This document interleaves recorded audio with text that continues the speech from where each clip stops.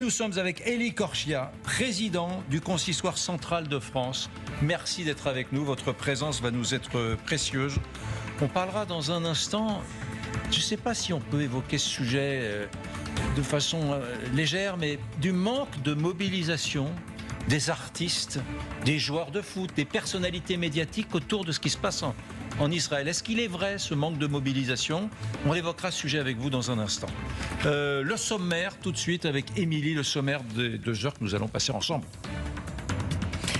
Ils ont été victimes de l'attaque du Hamas. 11 Français sont décédés, 18 sont toujours portés disparus, dont plusieurs enfants.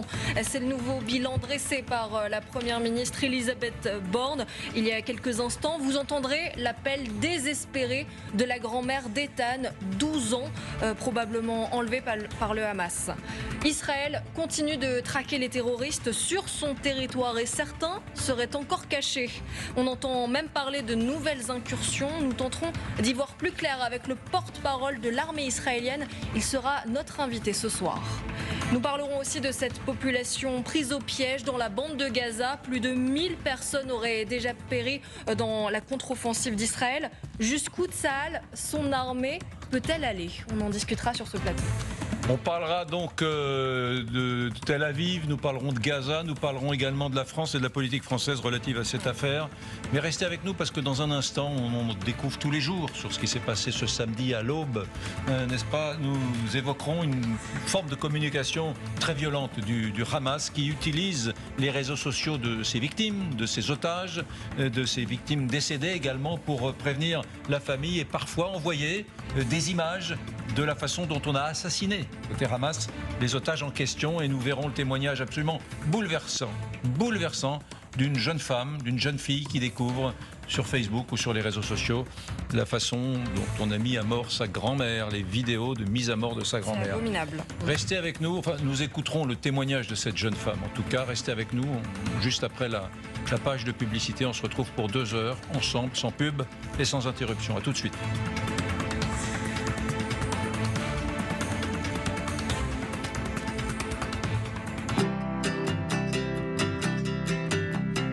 Votre programme avec Clésia, assureur d'intérêt général. Retrouvez votre programme avec Céleste. Fibre optique, cloud, cybersécurité. Toutes les solutions télécom pour votre entreprise. En Israël, le pays se dit aujourd'hui en guerre. On parle de 5000 tirs de roquettes. On a vu énormément d'habitants fuir cette ville. Des dizaines de personnes ont été kidnappées. On entend le dôme de fer qui se met en action. Il n'y a plus un seul son dans Tel Aviv. Le traumatisme est historique. Il y aurait des infiltrations qui viendraient du nord d'Israël. Le Hamas veut attirer Israël dans un piège. Il m'a dit, c'est notre petit secret, rien qu'à nous deux. Il est venu dans ma chambre, il m'a dit qu'on pouvait faire des trucs de grands tous les deux. Ce soir, c'est lui qui vient me garder. Et j'ai pas très envie, mais je peux pas le dire. C'est un secret. Toutes les 3 minutes, un enfant est victime d'inceste, de viol ou d'agression sexuelle. Au moindre doute, appelez le 119.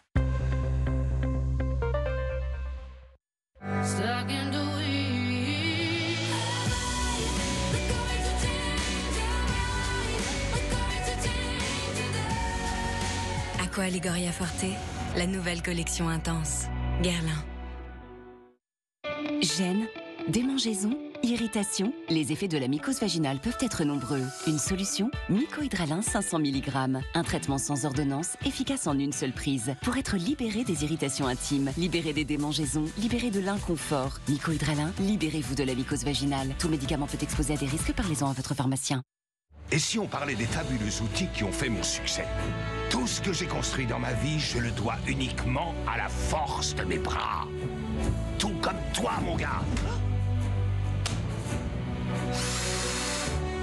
N'ayez pas peur d'échouer et ne vous laissez pas enfermer dans une case. Moi, j'ai construit la mienne. Hé, j'avais pas terminé. Vous pouvez le faire. Outils de jardinage, accessoires, Parkside. Paradise, and it's very, very, very, very nice. Uptown paradise, and it's very, very nice.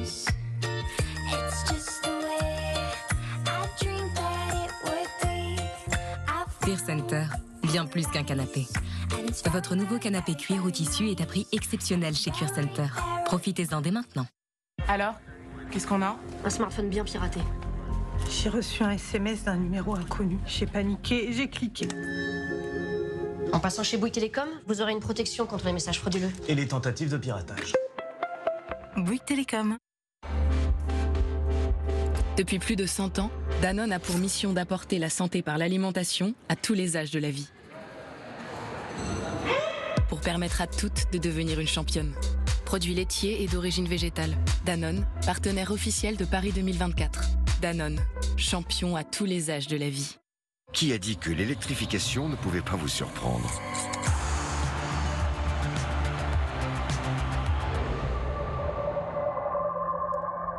Laissez-vous surprendre par l'innovation.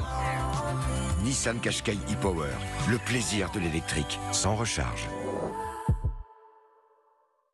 En ce moment, la série spéciale Nissan Qashqai suréquipée est au prix spécial de 300 € par mois. Profitez-en ce week-end pendant les portes ouvertes.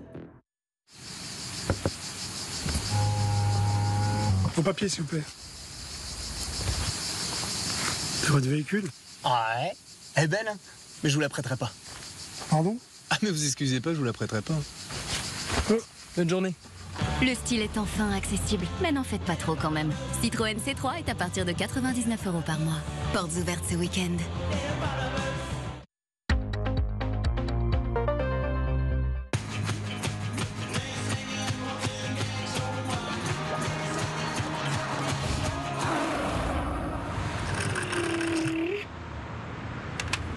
Noah, on y va.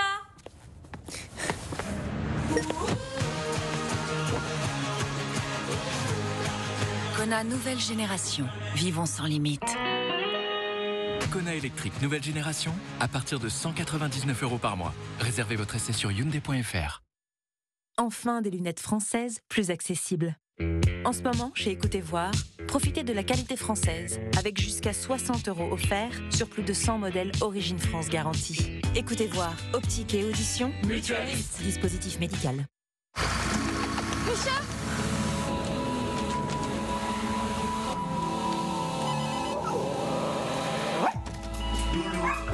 Les petits chaperons rouges d'aujourd'hui savent très bien comment ravitailler Mère Grand avec un panier bien frais. C'est moi qui l'appelle Mère Grand. t'inquiète, il est cool.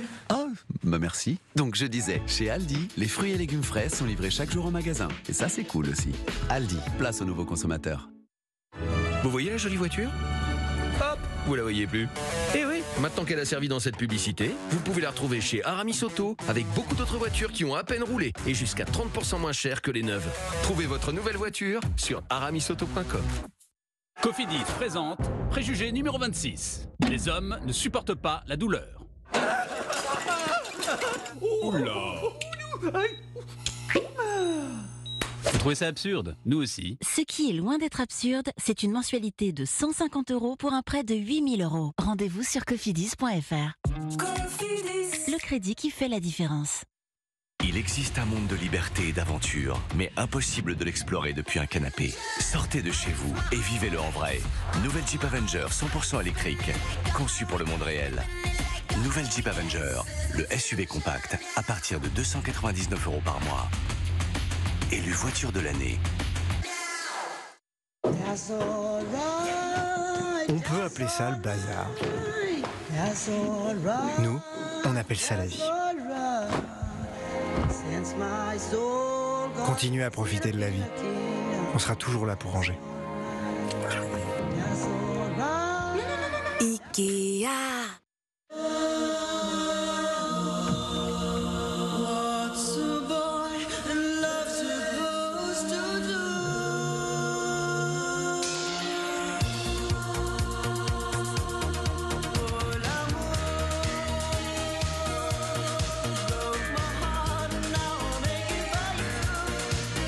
Nouvelle Renault Clio E-Tech Full Hybrid prête à partir existe aussi en version essence dès 170 € par mois. Portes ouvertes du 12 au 16 octobre.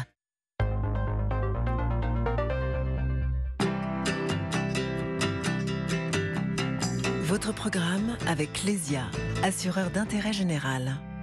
Retrouvez votre programme avec Céleste. Fibre optique, cloud, cybersécurité. Toutes les solutions télécom pour votre entreprise. Mesdames et messieurs, merci d'être sur LCI de 22h à minuit, 2 heures, sans pub, sans interruption avec vous, et c'est gratuit. Nous sommes avec le général Richoux qui arrivera dans quelques instants. Nous sommes avec Georges Malbruno, grand reporter au Figaro, spécialiste du Moyen-Orient. Nous sommes avec Guillaume Audat, journaliste, ancien correspondant à Jérusalem. Anne Niva, grand reporter. Nous sommes avec Élie Korchia, président du Consistoire central de France, qui est notre grand invité ce soir. Merci d'être avec nous. Nous sommes avec un publicitaire, Franck Tapiro, qui est avec nous. Bonsoir. Et vous comprendrez dans un instant pourquoi. Mais ce soir, j'ai un tout petit peu, sans prévenir mes camarades. Bonsoir Émilie Broussoulou. Bonsoir Éric Brunet, j'attendais avec impatience. Bonsoir à tous. J'ai décidé de façon un peu arbitraire et autoritaire de changer un peu l'organisation de notre émission. C'est une très bonne idée. Car nous avions une séquence absolument incroyable, mais qui était perdue un peu plus tard dans l'émission, vers minuit. Et j'avais peur que vous ne la voyiez pas. Elle est un peu dure, mais regardez-là, il s'agit juste d'un témoignage de quelqu'un qui parle face à une caméra, face à un smartphone, mais il est clair désormais que l'organisation terroriste du Hamas utilise les réseaux sociaux et surtout les smartphones des otages qui ont été pris, ou les smartphones même des personnes qui ont été assassinées un peu partout dans Israël samedi matin, pour envoyer à la liste de contacts de ces smartphones, les amis des personnes qui ont été tuées ou enlevées, envoyer les images de cette personne torturée ou parfois même assassinée. Regardez juste ce témoignage. C'est le témoignage d'une jeune femme. Oui, qui s'appelle Mor Baider et qui a accepté d'en parler à la télévision en direct. Ce qui s'est passé, c'est que samedi matin, elle était en train de se mettre à l'abri avec sa famille et elle s'étonne de ne pas avoir reçu le message quotidien de sa grand-mère. Elle attend pendant de longues heures jusqu'à cet appel glaçant. Écoutez. Au moment où nous avons quitté l'abri anti-bombe, ma tante a appelé ma mère. Elle criait « Ouvre Facebook, ouvre Facebook ». Ma mère ne pouvait même pas l'ouvrir. Tout son corps tremblait. J'ai ouvert mon téléphone et j'ai vu l'horreur. J'ai vu la plus grande catastrophe imaginable. Ma grand-mère par terre, dans sa propre maison, assassinée. Le sol était tout sanglant. Ma grand-mère était allongée là. Le terroriste a juste pris son téléphone portable, l'a filmé et l'a téléchargé sur sa page Facebook. C'est ainsi que nous avons été informés. C'est ainsi que nous l'avons découvert. Si on a pris la décision de montrer ce témoignage qui est très touchant, c'est pas pour faire du sensationnalisme au début de l'émission, c'est parce qu'on vient de découvrir 3, 4, 5 jours après cette attaque que c'était fréquent, que c'était un process systématisé par les terroristes du Hamas. Beaucoup de jeunes gens, d'Israéliens d'ailleurs en général, on se sont retrouvés dans la situation de cette jeune femme et ont découvert les images d'un proche assassiné.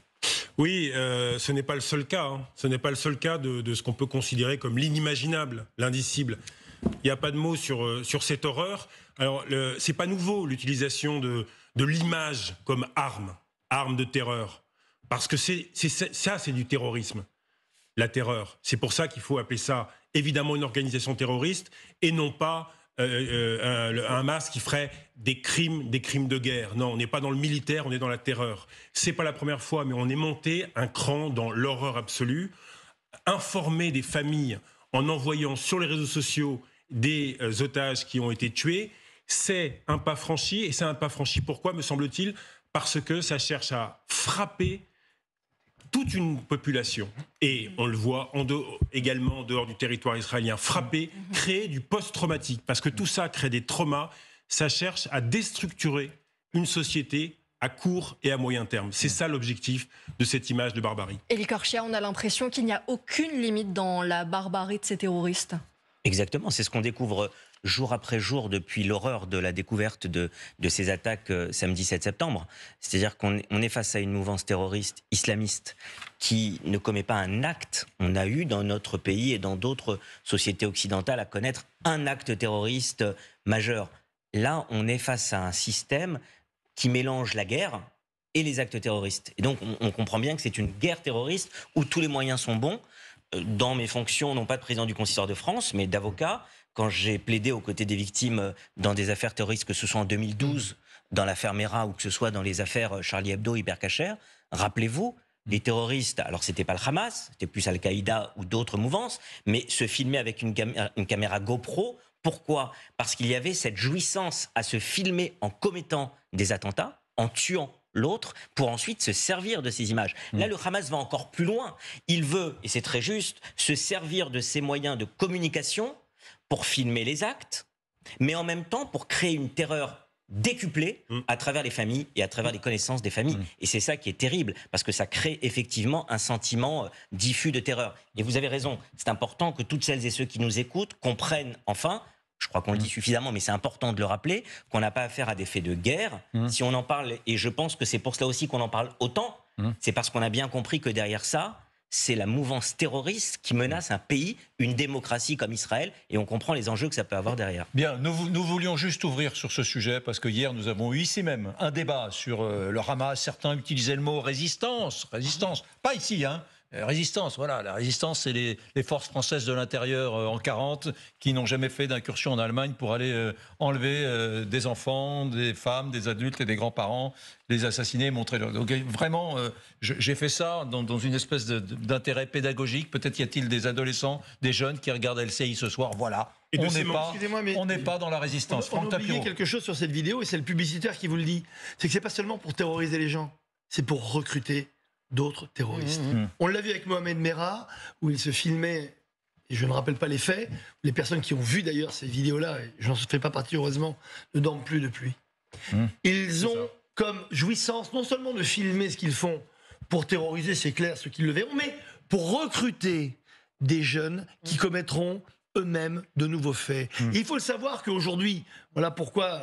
l'impact est très très fort, les images sont très fortes, mais le silence aussi est très fort autour de ces images-là. C'est qu'on ne dit pas assez, justement, on n'intervient pas aussi auprès des jeunes générations pour leur dire attention, ce qui vient de se passer là n'a rien à voir avec de la politique, n'a rien à voir avec de la résistance, mais à voir avec de l'humanité, c'est un acte de terrorisme. Et aujourd'hui d'ailleurs, ce qu'il y a d'incroyable dans les réseaux sociaux, je ne sais pas si vous avez vu, mais il y a eu un changement inouï.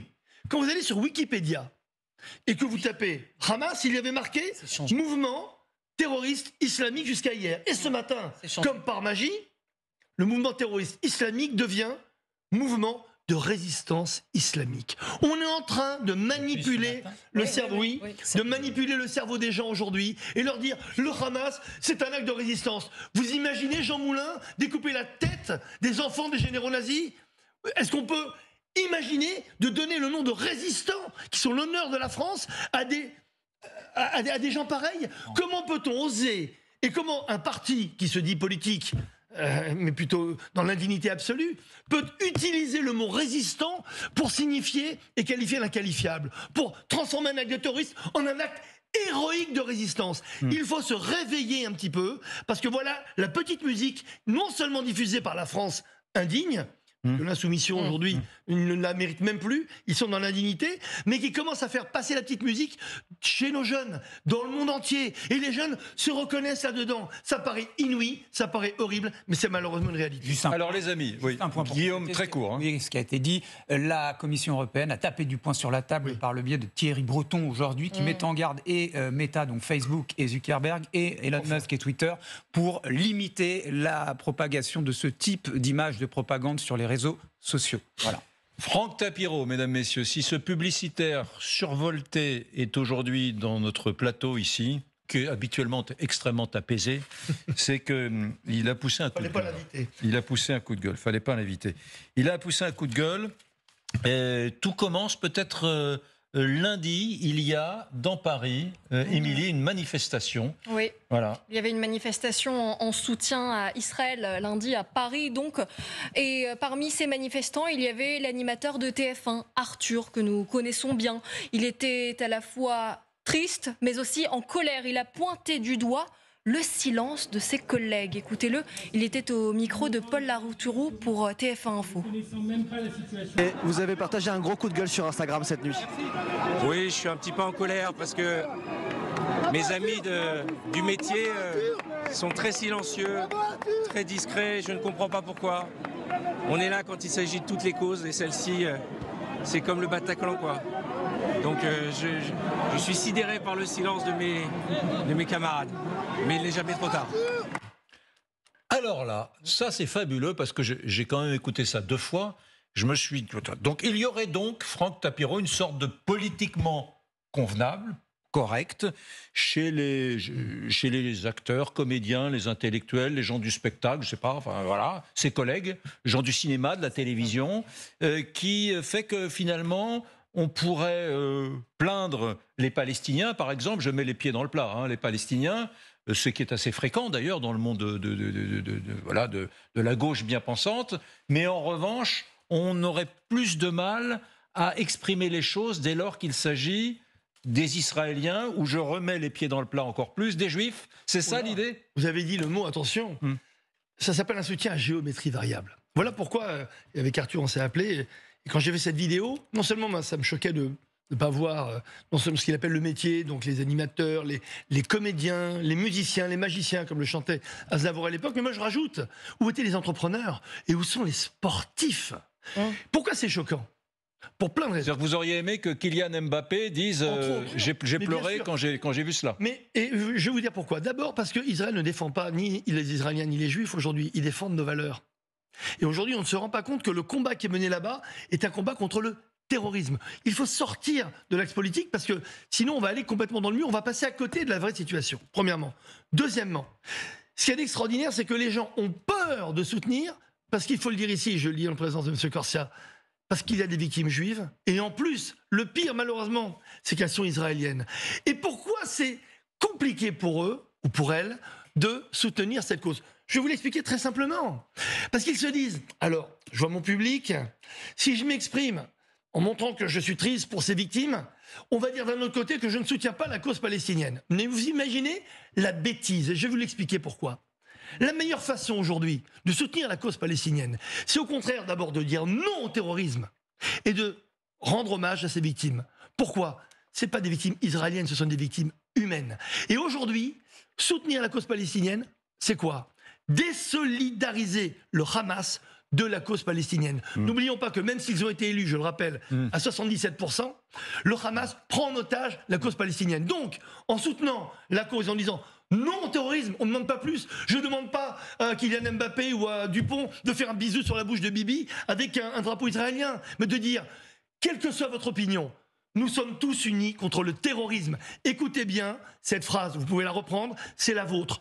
Postez-la en masse, si vous m'écoutez, si vous êtes sportif de haut niveau, professionnel de foot, de rugby, nous sommes en Coupe du Monde, profitons-en. C'est l'occasion rêvée pour dire non au terrorisme. Parce que les sportifs et les stars touchent les jeunes, dont on parlait tout à l'heure. Ces jeunes exposés à des vidéos d'horreur et de massacre. Il faut qu'il y ait un contrepoint. Et ce contrepoint, vous avez, messieurs et mesdames, le devoir de le faire quand vous êtes connus et que vous avez un public. Ben ça, je suis... Absolument. Là, je ne fais pas le faux naïf. Alors, je sais bien que dans le soutien des Ouïghours, par exemple, qui sont des populations musulmanes qui vivent en Chine, il doit y avoir des gens qui font le calcul de se dire sont des musulmans. J'imagine aussi que dans le soutien des Arméniens, qui sont des chrétiens, il y a peut-être des gens qui disent attention, c'est des chrétiens, etc. Ben voilà, c'est vrai que j'aurais jamais imaginé que sur Israël, il puisse y avoir des artistes, par exemple, qui disent des Israéliens, jamais, je vais rien dire.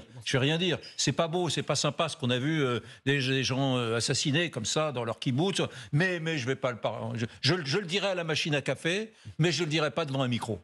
Oui, mais donc effectivement, dans les médias sociaux aujourd'hui, on lit beaucoup de soutien au Hamas. et de soutien au peuple palestinien. Et on voit bien que les gens mélangent. Il y a un amalgame total qui est fait, et ça, c'est absolument le problème. Et ce que vous venez de dire, vous avez raison, Omar Sy, Karim Benzema, Kylian Mbappé se taisent. Et ils se taisent pourquoi? Ils se taisent parce qu'une partie de leur public épouse les thèses du Hamas, ou épouse, bien sûr, la cause palestinienne. Mais quand Arthur, on vient de le voir là dans ce son, dit « c'est comme le Bataclan » et qu'il est étonné que les gens... Eh bien, il a peut-être raison, en tout cas c'est ce qu'il pense, mais justement, il faudrait se souvenir que pendant le Bataclan, tout le monde n'est pas venu. Tout le monde n'est pas venu manifester. Donc c'est une redite, une réédition de ce qui s'est passé au lendemain du Bataclan. Il n'y avait pas toute la France qui était dans les rues à manifester. Il y avait 2 France. Et on retrouve exactement la même chose aujourd'hui. Je reprends mon idée, ça veut dire... Alors, ça c'est terrible. Hélicorchia, ça veut dire qu'en France, par exemple, à Paris, à Nantes, à Bordeaux, à Strasbourg et ailleurs, il y aura des manifestations de musulmans, je caricature à peine, pour soutenir le sort des Ouïghours en Chine, qui est un sort terrible. Il y aura des manifestations de chrétiens, de catholiques ou de chrétiens pour soutenir les Arméniens dans l'affaire du Karabakh. Et puis, il y aura donc uniquement des artistes juifs pour dire la souffrance des populations qui ont été massacrées samedi matin à l'aube en Israël. On voit la bouteille à moitié vide ou à moitié pleine.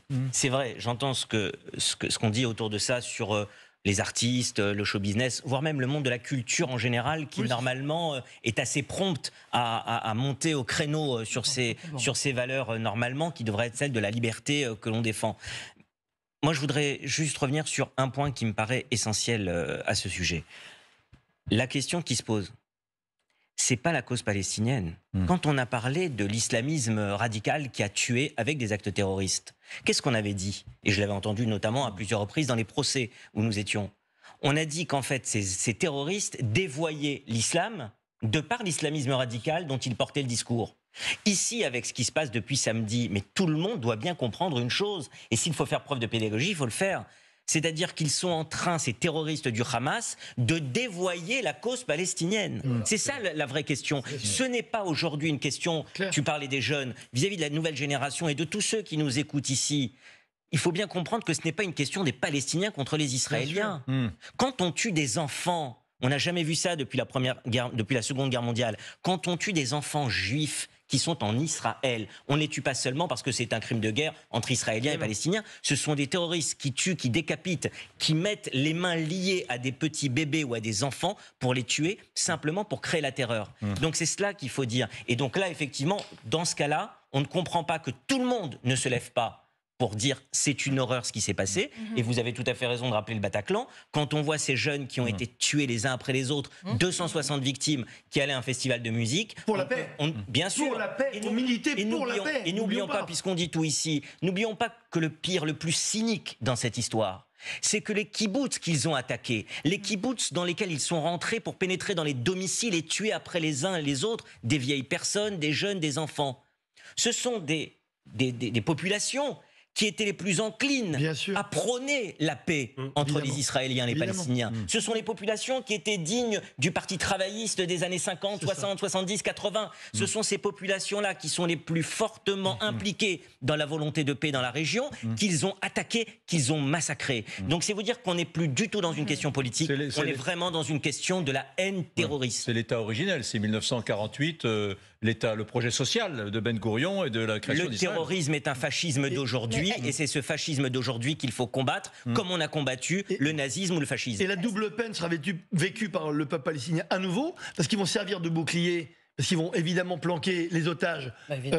dans Gaza. Ils vont mettre évidemment plein de familles palestiniennes et ils vont encore envoyer la faute à Israël qui sera obligé d'aller attaquer, de faire au mieux pour essayer d'abord de récupérer les otages et d'éliminer, non pas les Palestiniens, mais il en le sera Hamas. question, mais dans ce silence de ces célébrités, est-ce qu'il n'y a pas aussi un manque d'information, peut-être un amalgame qui est fait entre la cause palestinienne, justement, et le Hamas? C'est peut-être aussi pour ça que... Oui, mais ça, mademoiselle, l'amalgame qui est fait entre la cause palestinienne et le Hamas, je partage tout à fait votre opinion. J'ai été révolté samedi matin. J'ai vécu 9 ans à Jérusalem. Je connais la bande de Gaza très très bien.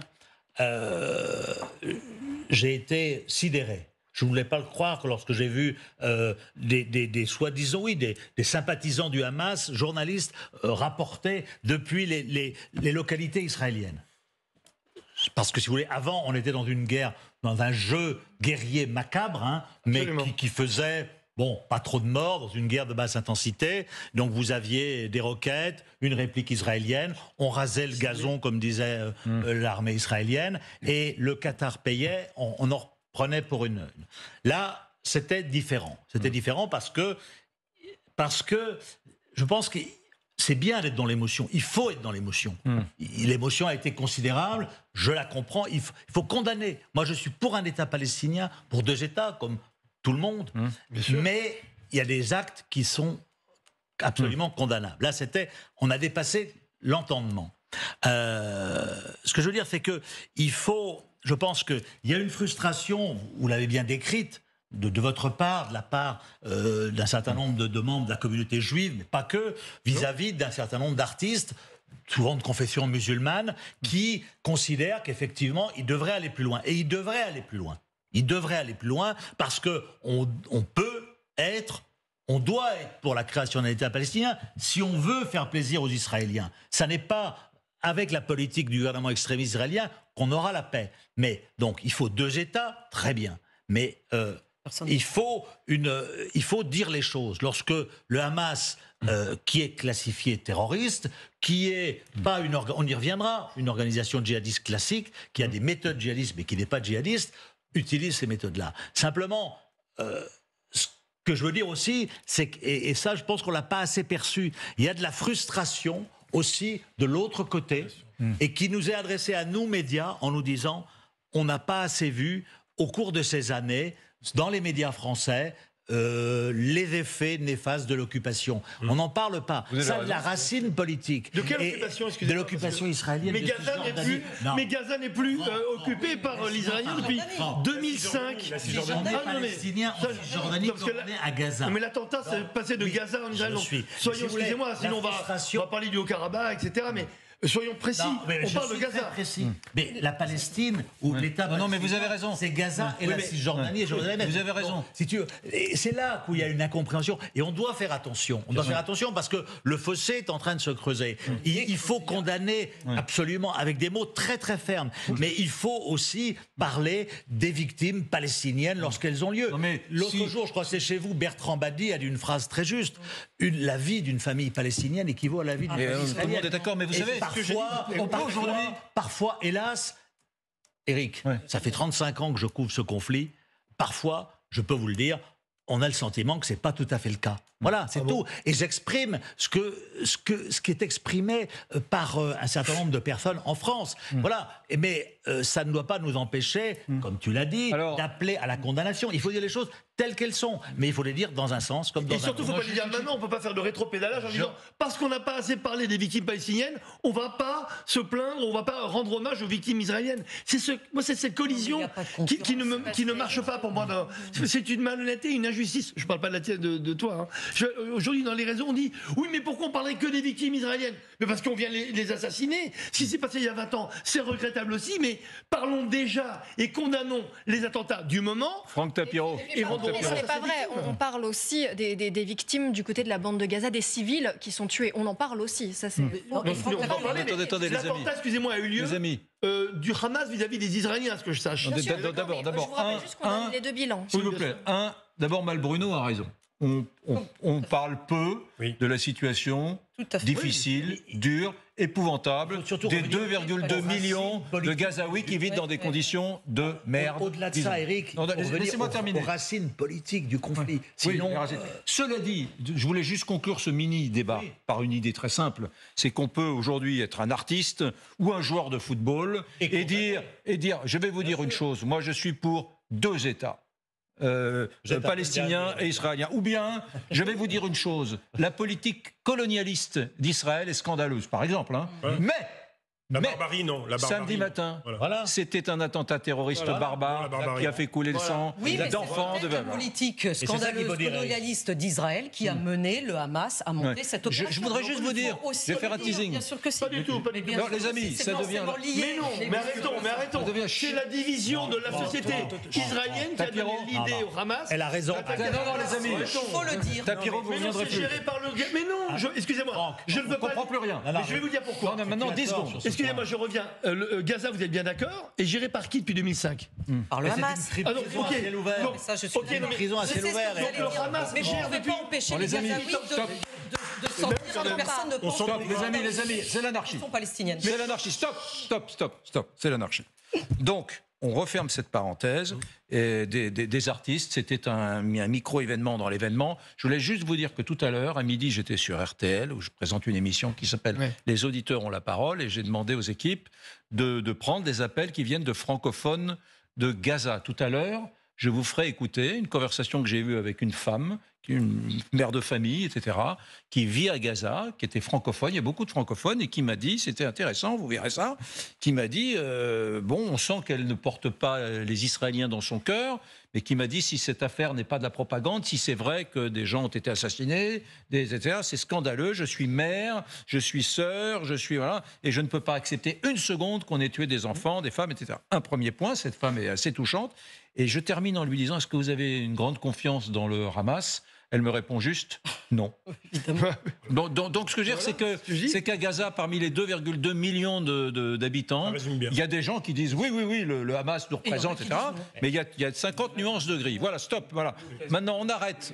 18 non, mais oui, il y a des gens qui, dans la bande de Gaza, factuellement disent non au Hamas, mais qui n'ont pas l'occasion de l'exprimer. Il y a des gens qui se sont soulevés, qui ont été très durement réprimés par le Hamas. Et évidemment, très difficile d'exprimer une opinion politique dans la bande de Gaza. C'est pour ça que tout le monde se terre et tout le monde se tait d'ailleurs. Bon, Émilie, il va vraiment falloir ce soir taper du poing sur la table. Oui, ça va être une émission virile parce qu'à part le président du Consistoire central de France, Élie Korchia, personne ne se tient. Voilà. Et je dois dire qu'on aime bien ça parfois. Bon, on va revenir sur un sujet. Le sujet est délicat et les événements sont dramatiques. Donc très important. On va tous se calmer aussi. Très important. Les otages français, car au fil des jours, nous découvrons qu'il y a le nombre d'otages français et de tués français également, qui sont parfois des Français, parfois des binationaux, augmente. Oui, la Première ministre Elisabeth Borne l'a annoncé tout à l'heure. Elle a fait cette dernière déclaration, le bilan qui vient une nouvelle fois de s'alourdir. Elle annonce 11 Français qui sont décédés après cette attaque du Hamas. 18 Français sont portés disparus, dont plusieurs enfants qui ont probablement été aussi enlevés par le Hamas. Donc alors, attendez, je résume. 11 parce que les chiffres bougent. Sont décédés. 11 personnes tuées françaises, voilà. 18 disparus, dont des enfants. On ne sait pas exactement combien. Et on rappelle donc que ce bilan s'est alourdi, puisqu'hier, on parlait de 8 morts et 20 disparus. Voilà. Parmi eux, vous avez Ethan, on va montrer sa photo, c'est sa famille qui a diffusé sa photo dans l'espoir de le retrouver. Il a seulement 12 ans et demi, il a été enlevé samedi matin à moto par les terroristes et sa famille est toujours sans nouvelles de lui. La question des otages, c'est une question qui hante les Israéliens. Combien d'otages en tout le Hamas a pu capturer? Combien d'enfants? Combien de bébés? Ils sont sans doute des dizaines. Les familles attendent dans l'angoisse. Regardez ce reportage de Florence de Juvigny, Benoît Cristal et Pauline Lormand. 5 jours sans nouvelles, les plus longs de sa vie. À se demander ce que son petit-fils Ethan, 12 ans et demi, a pu ressentir lorsqu'il a été enlevé avec son père, pieds nus, en pyjama. Est-ce qu'il mange? Est-ce qu'on lui a donné quelque chose de chaud? Est-ce qu'on le frappe? Parce que ce sont des monstres qui l'ont kidnappé, pas des hommes. Silence du côté du gouvernement israélien. Alors elle implore la France, le pays de la mère d'Ethan. Je voudrais dire au président Macron, vraiment, qu'il y a des enfants innocents, dont mon petit-fils Ethan, qui se trouvent là-bas. Je veux qu'il sache et qu'il fasse tout ce qu'il peut. Combien d'enfants enlevés aux côtés du petit garçon? Trop tôt pour le dire. Sur les réseaux sociaux, des visages d'enfants, des avis de recherche de tout le pays. Certains n'ont que quelques mois. Parmi eux, ceux de Noam, 12 ans, Navé, 8 ans, et Yaël, 3 ans. La cousine et les neveux de Shaked. Depuis samedi, rien, que des questions sans réponse. Je n'y croyais pas au début, parce que je me disais, qui enlève des jeunes enfants? Tout est horrible. Mais juste d'imaginer des tout petits vivre ça, je n'ai aucune idée. S'ils sont avec leur mère ou non, s'ils sont avec leur père, je ne sais pas où ils sont. Des enfants pris pour cible, l'idée l'horrifie depuis toujours, quel que soit le territoire. Les enfants ne devraient pas être tués, ni les nôtres, ni les leurs, ni aucun. L'impuissance d'une tante, venue chercher de l'aide auprès de l'ambassade d'Allemagne, ses 2 neveux ont la nationalité allemande. Élie Korchia, vous suivez de ce dossier. Qui sont ces enfants? Sont plutôt des enfants de parents binationaux, français et israéliens, j'imagine? Bien sûr, de familles françaises, originaires de France, qui de Bordeaux, qui de Marseille, qui sont partis en Israël avec leur famille, et donc qui aujourd'hui se retrouvent dans cet enfer des kidnappings, des prises d'otages, du Hamas. Et donc effectivement, on est très proche de ces familles. D'abord, on a des personnes qui ont été tuées, vous l'avez rappelé, une personne originaire notamment de Bordeaux qui est morte, et on a d'autres personnes. Vous avez parlé d'Ethan, il faut quand même comprendre qu'Ethan, il vivait dans un kibbutz, son père a été blessé en voulant s'opposer aux terroristes qui arrivaient sur place, sa mère a failli être prise elle-même avec ses 2 sœurs par les terroristes, elles ont finalement réussi à s'en sortir, et lui est resté aux mains des terroristes. 12 ans et demi, et effectivement, on a des familles qui sont totalement traumatisées par ce qui se passe actuellement. Et je peux d'ores et déjà vous dire que, c'est une information que j'ai eue il y a quelques minutes, que normalement, demain après-midi, à 16h, heure israélienne, à Tel Aviv, dans un hôtel de Tel Aviv, eh bien, je sais que plusieurs familles françaises souhaitent se rassembler et devraient se rassembler pour s'adresser au président de la République, symboliquement s'adresser à la France, s'adresser au président de la République pour que, eh bien, on pèse de notre poids, que la France pèse de notre poids dans les pressions qui pourraient être faites, même si on sait très bien qu'avec des terroristes comme le Hamas, on n'est pas avec des gens avec qui on peut négocier, avec qui on peut discuter. Mais en tout cas, ces familles en appelleront à la France demain. C'est aussi des enfants. C'est la première fois, je le rappelais, que des enfants sont pris pour cible, tués, assassinés, massacrés, même pour des bébés, ou alors pris en otage. C'est dire l'émotion que ça peut créer. Je me rappelle de 2012, on a encore 11 ans après le traumatisme de Myriam, Gabriel et Arié, 3 enfants tués dans une cour de récréation. La première fois que des enfants juifs étaient tués parce que juifs en France, dans notre pays. Là, ce sont des dizaines et des dizaines d'enfants qui ont été soit massacrés, soit kidnappés, et on espère évidemment qu'ils puissent être en vie. Général Richoux, on sait qu'Emmanuel Macron doit s'adresser aux Français demain, sans doute pour nous éclairer sur la situation et rassurer. On imagine que là, c'est un dossier brûlant, les otages, qu'il doit tout faire pour les libérer. Est-ce qu'on sait comment le dossier avance? Alors non, c'est difficile à ce stade de savoir, parce que le Quai d'Orsay nous explique qu'il y a 18 personnes dont le sort est très inquiétant. C'est un petit peu ce qu'on nous dit ce soir. Donc on ne sait pas véritablement dans quelles conditions ils étaient emmenés. On sait qu'ils sont manquants. Et donc, effectivement, mais il faut rappeler également, moi je faisais le point, j'étais très surpris de voir tout à l'heure qu'il y a plus de 20 pays qui sont impliqués. Mais on sait par exemple que les forces américaines sont arrivées sur place pour libérer les otages américains. Donc vous voyez, c'est 20 ou 25 pays, c'est quelque chose de considérable. Donc c'est une véritable crise qui dépasse très très largement, je dirais, le cadre palestino-israélien. Ça, c'est la première chose. La deuxième chose, c'est que eh bien, ces otages, forcément, vont contrarier la liberté d'action de l'armée l'armée d'Israël. Forcément. Parce qu'on ne sait pas où ils sont.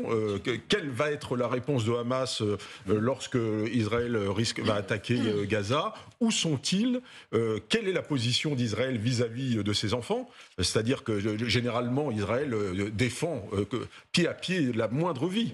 Mais est-ce que là il y a une tolérance aux pertes compte tenu de l'urgence et de la gravité de la situation?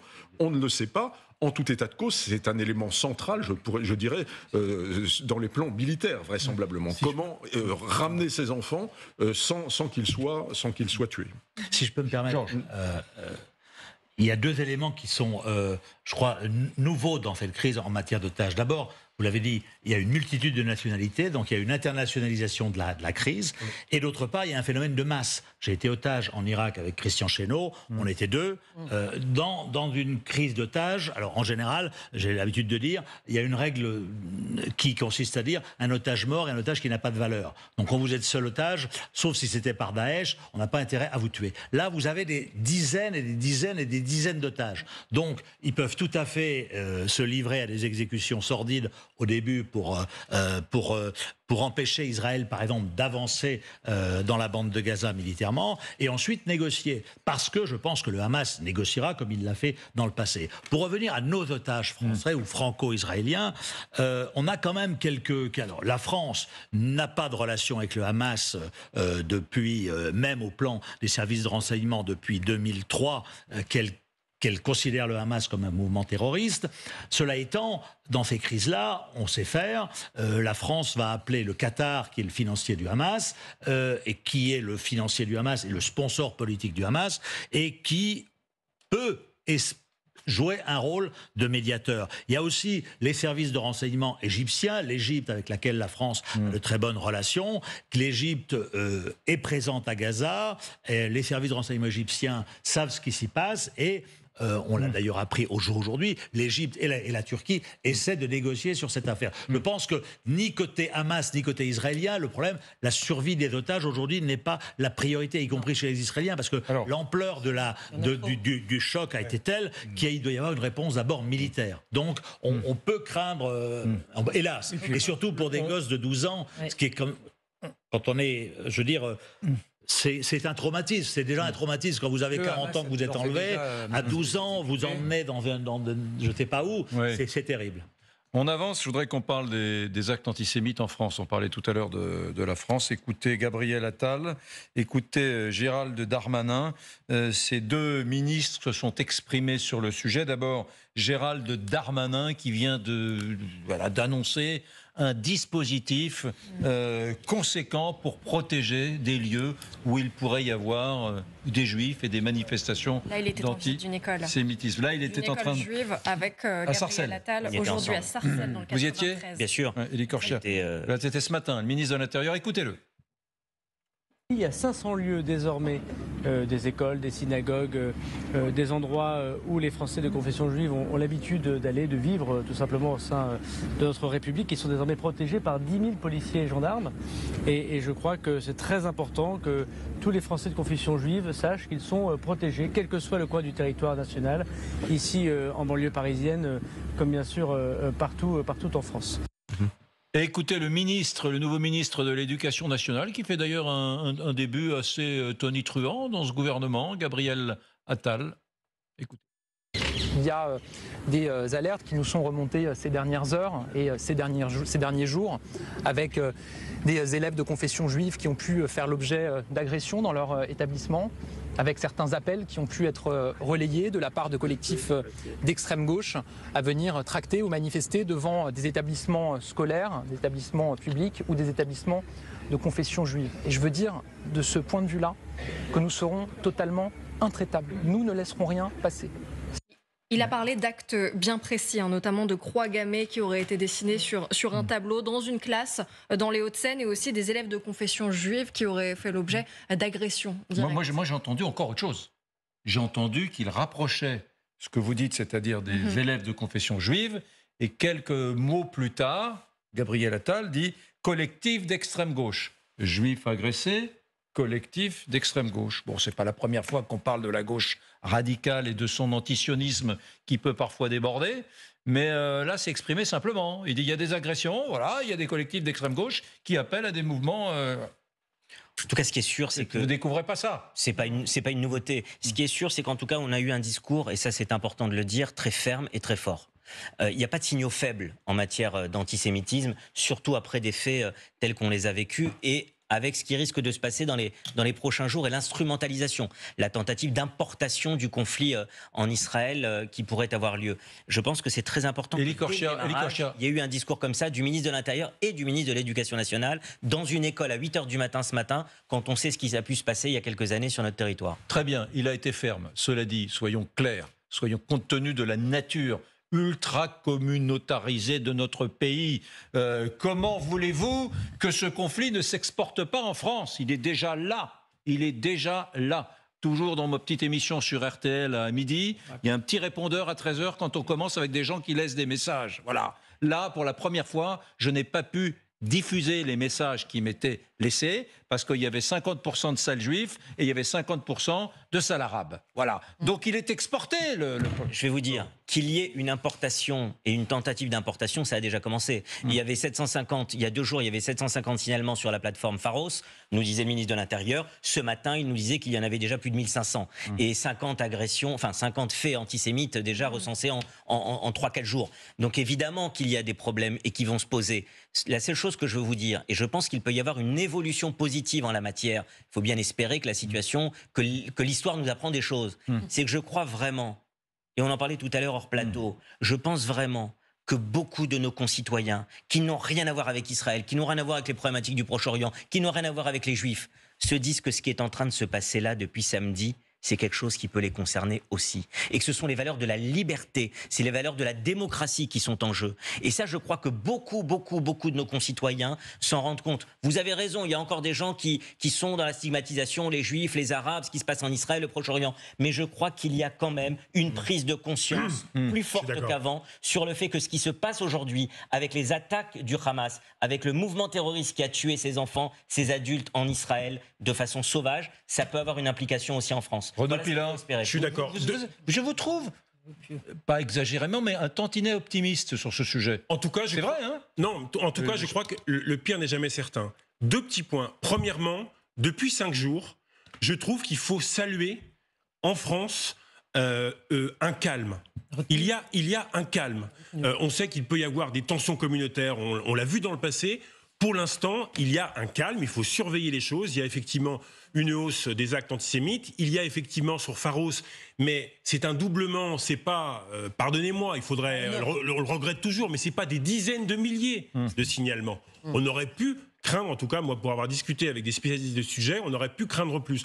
Donc depuis 5 jours, je trouve qu'une immense majorité de Français sont dans la sidération de ce qui s'est passé. Donc pour l'instant, je dirais ça tient, j'aime pas dire ça tient. Deuxièmement, en revanche, il y a une inquiétude, en tout cas moi j'ai une inquiétude sur lorsque l'offensive terrestre va débuter. Elle sera très dure, il y aura beaucoup de morts, civils palestiniens, il y aura des morts des 2 côtés. Et là, il va falloir faire très attention, faire de la pédagogie, faire du soutien. Et là, parce qu'on va avoir des semaines qui vont être difficiles. Donc là, il va falloir vraiment tenir. Il y aurait déjà plus de 1000 morts à Gaza. Et bien évidemment, nous allons parler de cela ce soir, demain et tous les soirs. Je dis tout de suite parce que dès qu'on fait une émission maintenant, les gens vous scrutent en disant est-ce que celui-là est pro-israélien? Est-ce que celle-là est pro-palestinienne, par exemple? C'est insupportable. Franchement, il y a des gens qui essaient de se positionner avec un tout petit peu de nuance. Si vous pouviez juste nous accorder ce crédit-là. Et d'ailleurs, c'est pour ça qu'Emmanuel Macron parle demain soir à 20h aux Français. Il va parler de l'unité nationale, il va parler des temps que l'on va vivre dans les prochaines semaines. Un mot sur la France insoumise, mais avant, Marine Le Pen hier a dit nous avons assisté en Israël à des pogroms, et elle a ajouté le Rassemblement national est le seul mouvement qui protège les Français juifs du fondamentalisme islamiste. Je ne voudrais pas être à votre place, Élie Korchia, mais je vous pose la question, est-ce que le Rassemblement national est le seul parti qui, en France, protège, comme elle le dit, les Juifs depuis une dizaine d'années? Je crois que s'il y a une chose dont on peut se féliciter, en tout cas depuis l'annonce des massacres qui ont commencé et qui ont eu lieu samedi, c'est que tous les partis politiques dans notre pays, sauf un qui s'est illustré malheureusement négativement, ont eu des propos parfaitement clairs, que ce soit à l'Assemblée nationale, que ce soit au Sénat, depuis la parole du président de la République jusqu'à la Première ministre, jusqu'aux différents ministres et aux différents partis, je crois qu'il y a une prise de conscience totale et parfaite. En dehors de ça... Même le RN. Même le RN, bien sûr, il faut écouter les propos qu'a tenus Marine Le Pen à l'Assemblée nationale. Il n'y a rien à dire à ce sujet. Par contre, les propos qui ont été tenus par certaines personnes d'extrême gauche sont déshonorants et affligeants. Et je vais même aller plus loin. J'ai même l'impression qu'en ce qui concerne Jean-Luc Mélenchon, c'est presque un suicide politique qu'il est en train de faire au visage de tous et à l'aune de ce qui va se passer dans les prochaines semaines et les prochains mois. Parce que quand on voit les déclarations qu'il fait les unes après les autres, où on a l'impression qu'il est en train de s'enfoncer dans des sables mouvants, les sables mouvants de l'indécence, on se demande jusqu'à quand ça va durer et à quel moment ça va s'arrêter. Et ça, c'est un peu inquiétant, déplorable, désolant. C'est effectivement cette extrême gauche, une partie de l'extrême gauche, parce qu'on a bien vu que même lui, dans son propre camp, il est en train d'être désavoué. On a vu la tribune de François Ruffin, notamment, qui s'est démarqué. Mais vraiment, à part ces quelques personnes-là qui se sont déshonorées politiquement à travers ces déclarations, il faut quand même dire à toutes celles et ceux qui nous regardent ce soir qu'on a quand même une classe politique qui a compris dans son immense majorité, que ce qui était en train de se passer là,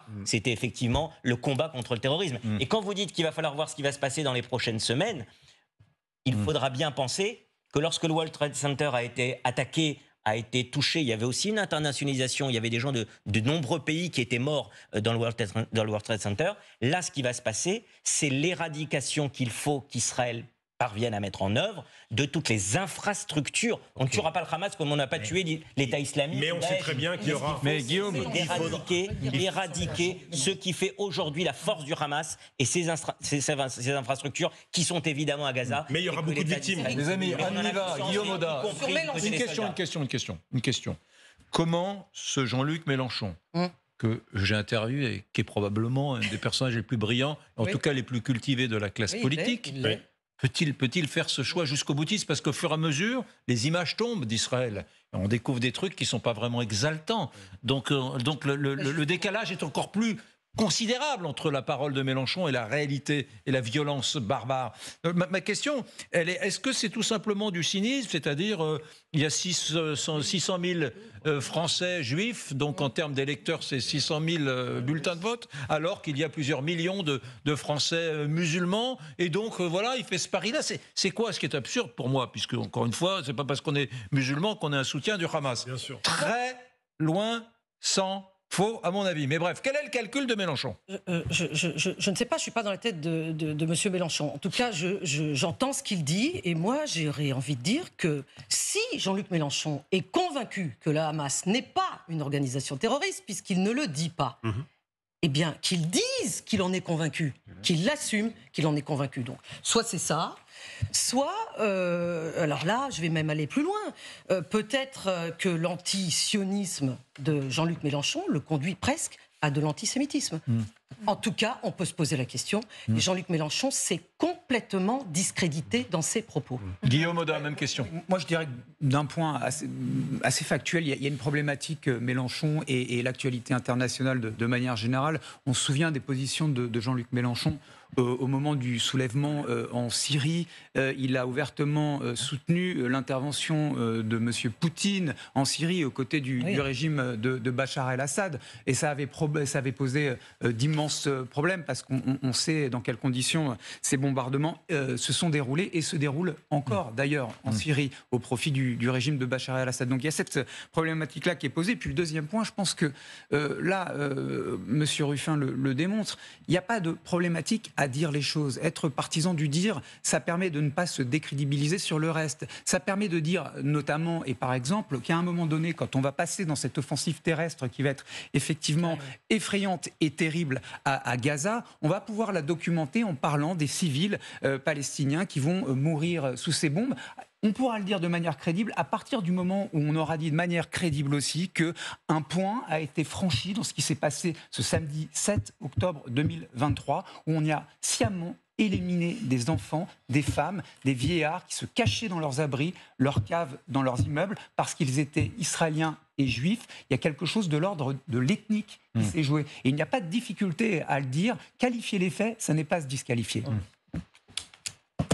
On me dit à l'instant que le Hamas affirme avoir libéré un otage et ses deux enfants. Et ses deux enfants. Voilà, on va suivre cela. Parce qu'il y a eu des négociations. Il y a eu des négociations. Il y a eu des négociations. Avec Erdogan, avec le Qatar, les renseignements égyptiens et avec Israël. Je veux dire, vous savez, on négocie jamais avec les preneurs d'otages. C'est la doctrine. Hein, mais évidemment qu'on négocie tout le temps avec les preneurs d'otages parce qu'on ne les libère pas comme ça. Donc tant mieux. Et ça va continuer, il faut espérer. Simplement là, il y aura forcément aussi une contrepartie. Une contrepartie, parce que le Hamas n'est pas une... avec le porte-parole francophone de l'armée israélienne, mais voilà l'information principale là qu'on vient d'apprendre. Négocier. Il y a un otage qui vient d'être libéré avec ses 2 enfants. Donc voilà l'information. On suivra cela et dès qu'on a des images, je ne pense pas, mais dès qu'on a des informations complémentaires, nous vous les donnerons. On voudrait vous parler... C'est une déclaration du Hamas. On aura sûrement des images puisque le Hamas communique par l'image. Oui, le Hamas communique par l'image. Donc nous aurons peut-être des images, effectivement, on y va dans les prochaines minutes. La colère d'un homme. Nous allons revenir maintenant en Israël, où à la télévision, il y a eu un sacré happening. La colère d'un homme contre un présentateur qui ne s'est pas senti protégé par l'État israélien, par l'exécutif israélien, par la représentation parlementaire israélienne, bref, partout, par les politiques et par la classe politique. Oui, on va même écouter la colère d'un homme contre le gouvernement de Benyamin Netanyahou. Écoutez, cet Israélien qui s'exprimait aujourd'hui sur une chaîne de télévision nationale, il a perdu sa sœur qui a été assassinée dans sa maison par les terroristes du Hamas. Et voilà, il exprime sa détresse aujourd'hui en direct à la télévision. Écoutez. Monsieur le Premier ministre, sortez, allez voir les médias et présentez vos excuses pour les milliers de personnes qui ont été assassinées dans votre prison. Vous pouvez raconter des histoires jusqu'à demain. Où est le ministre de la Sécurité nationale? Vous êtes le pire du monde.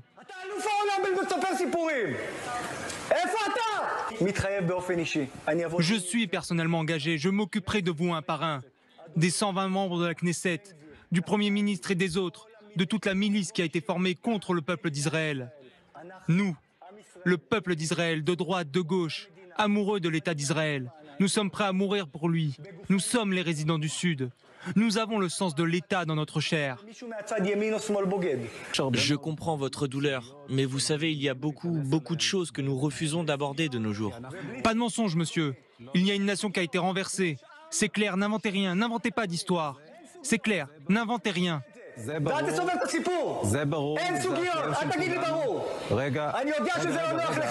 Je sais que ça ne vous met pas à l'aise. Je sais que ça ne vous arrange pas. Il n'y a aucune histoire, monsieur. Il y a une nation qui a été renversée. Je ne veux rien entendre. Il y a une nation qui a été renversée. Je respecte vraiment votre douleur, mais je veux que nous menions ce débat de manière respectueuse. Une nation a été renversée. Le gouvernement doit venir présenter ses excuses avant toute chose. Avant toute chose. Nous nous sommes tournés vers vous parce que nous voulons entendre votre douleur et je l'entends. Vous vous êtes tourné vers eux parce que vous voulez entendre la douleur? Vous n'avez pas le droit de nous poser des questions. Sauf si vous appelez maintenant Benyamin Netanyahou. C'est ce qui a amené à ce que ma sœur meure dans sa propre maison. Votre douleur est compréhensible et je tiens à vous remercier pour cet entretien. La colère d'un homme. La colère d'un homme. Dément, mais c'est humain. C'est humain, on en discutait.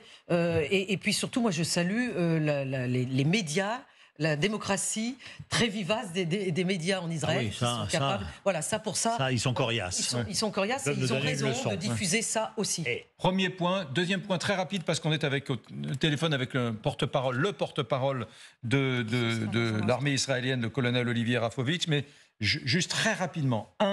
Il y a beaucoup de gens en Israël qui disent oui, voilà, l'exécutif, ça ne va pas. On a demandé certains la démission de Netanyahou. Voilà, c'est une réalité. Oui. Il y a une partie de l'Israël qui politiquement dit ah ben non, mais me jouez pas la sérénade de tout le monde s'unit et se serre les coudes. C'est vrai, mais c'est aussi vrai que c'est une nation avec des millions d'habitants et qu'il y a des gens qui disent comme ce monsieur.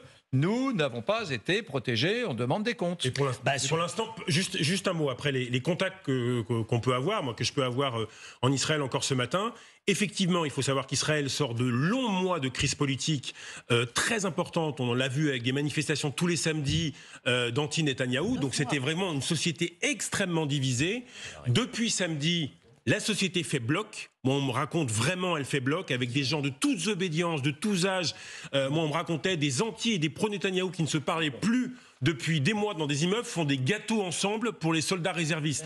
En revanche, bien évidemment, il va y avoir des questions, d'autant plus que les informations qui auraient été données, Jean-Jacques Bruno en sait un peu plus. On a appris. Attendez, Georges, je vous interromps une seconde, parce que c'est cette affaire d'otages libérés, nous devons en savoir davantage. Peut-être que le colonel Olivier Rafovitch, porte-parole francophone de l'armée israélienne qui est avec nous, en sait davantage. Bonsoir, mon colonel. On va l'interroger. Bonsoir, chers amis. Merci d'être avec nous. C'est une chance de vous avoir avec nous. En savez-vous davantage sur cet adulte et ses 2 enfants qui ont été libérés ce soir par le Hamas, 3 otages? Tout à l'heure, je vous parle et malheureusement, je ne peux pas vous en dire plus parce que moi-même, je ne suis pas connecté à ce dossier. Donc, si l'information se révèle exacte, j'en suis vraiment ravi. Mais je ne peux pas en ajouter beaucoup plus ce soir. D'accord. En tout cas, c'est une information qui est communiquée par l'organisation du Hamas, encore une fois, et pas bien évidemment par l'armée israélienne, sinon vous le sauriez. J'ai plusieurs questions, puisque je vous ai sous la main, à vous poser, qui sont pour nous très importantes. La première, beaucoup de journalistes en France disent à propos des enfants, en particulier des nourrissons, des bébés qui auraient été retrouvés tués, assassinés, que cette information n'est pas vérifiée. Pouvez-vous nous dire ce soir qu'il y a eu des bébés, combien avez-vous le chiffre, qui ont été assassinés samedi à l'aube par les terroristes du Hamas en Israël?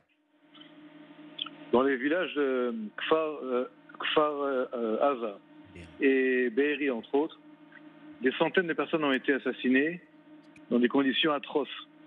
Les images existent, le matériel existe. J'ai vu moi-même ce soir un bébé dans son landau qui était brûlé totalement. Et il y a encore des corps dans les décombres des maisons. Si vous allez à Kfar Aza, donc à peu près à 2 km de la bande de Gaza, vous verrez des maisons qui ont été totalement explosées et qui ont été incendiées avec les familles à l'intérieur. Maintenant, vous savez, vous êtes en train, enfin pas vous, mais vous êtes en train de répercuter des questions sur en fait la véracité de ce qui s'est passé. Et vous vous rendez quand même bien compte que ce qui s'est passé, c'est 1200 morts au moins, puisqu'il y a encore des morts maintenant que nous trouvons, et plus de 3000 blessés, des centaines dans un état dramatique. Et les gens maintenant osent demander si c'est vrai ou pas. Alors, ils peuvent demander, ceux qui ne croient pas, puisque vous savez, il y a des gens qui jusqu'à aujourd'hui pensent que des choses n'ont pas eu lieu dans l'histoire. Mais je conseille fermement à ceux qui ne croient pas de venir et puis d'être sur place, de regarder, de se renseigner, d'aller voir les familles, d'aller aux funérailles. Et on est en fait quelque part dans une recherche de pornographie sur le domaine morbide. Vous avez raison. Vous avez raison, mais moi je vous pose cette question parce que j'ai vu beaucoup, je sais qu'il y a beaucoup de confrères qui mettent des guillemets, comme d'ailleurs on a évoqué des cas de bébés décapités et même de citoyens israéliens, de victimes décapités. Je suis dans l'obligation de vous poser également cette question, parce qu'apparemment c'est un détail qui mobilise beaucoup de gens, de journalistes. Y a-t-il eu, selon vous, un des nourrissons décapités, deux des victimes décapitées? Il y a eu des victimes décapitées. Il y a eu des victimes qui ont été violées. J'ai vu d'ailleurs ce soir un interrogatoire d'un des terroristes qui rentrait dans les villages qu'on appelle Otef Aza, autour de la bande de Gaza. Dans l'interrogatoire, on lui pose la question. Il dit clairement, lui, il le dit de sa voix, qu'il était là aussi pour prendre les filles et les violer. Maintenant, si les gens veulent voir des images du viol, j'en ai pas. Et si les gens veulent voir des images où, par exemple, on voit des terroristes qui arrivent dans le village de Kfar Aza et qui tirent sur un chien qui court vers eux, ça on peut le voir. S'ils veulent voir des femmes dans leur lit assassinées, ils peuvent le voir. S'ils veulent voir des dizaines et dizaines de jeunes femmes et de jeunes hommes dans une baraque où sur 40, 30 ont été assassinés et les corps sont les uns sur les autres, ils peuvent les voir. S'ils veulent voir du sang et des images dramatiques, ils peuvent le voir. En remettre en question cette triste situation, c'est encore une fois gravissime, je trouve. Mais je ne suis pas là pour juger de l'éthique de ces gens-là. Je ne les connais pas d'ailleurs. Alors. Et nous allons continuer à dire ce qui s'est passé. D'ailleurs, ce qui est intéressant, un instant. Ce qui est intéressant, c'est que les terroristes eux-mêmes du Hamas ont filmé avec des petites caméras GoPro ce qui s'est passé. Les caméras GoPro ont filmé donc tout, au-delà des caméras qui sont dans les villages. Donc le matériel, vidéo, est extrêmement important. Et une partie se trouve d'ailleurs aux mains de la police israélienne pour enquête sur les crimes qui ont été commis. Olivier, Georges Malbruno du Figaro. Si l'information sur le Hamas qui a libéré 3 otages se confirme, est-ce que ça a un impact sur l'offensive militaire israélienne qui se prépare à Gaza? Comment vous allez gérer ça? Je ne peux pas commenter parce que je n'ai pas l'information, mais ce que je peux dire, c'est que nous sommes en guerre aujourd'hui contre le Hamas, une guerre qui nous a été imposée depuis samedi dernier, puisque le Hamas a déclaré la guerre à Israël, comme vous le savez, Georges Malbruno, et donc ceci n'a aucun impact sur la guerre et la campagne que nous menons contre le Hamas et le djihad islamique. Et le but de cette guerre est l'anéantissement total du Hamas dans la bande de Gaza. Je voudrais que vous regardiez ce petit reportage assez court, si vous êtes avec nous, en tout cas que vous l'écoutiez, parce que nous allons maintenant parler, on suit l'affaire des 3 otages libérés, bien évidemment, la suite très près, mais pour l'instant, toutes nos équipes sont connectées à leurs contacts sur place, et pour l'instant, rien de nouveau, c'est une déclaration, c'est un communiqué du Hamas, 3 otages libérés, un adulte et 2 enfants pour l'instant, c'est ça.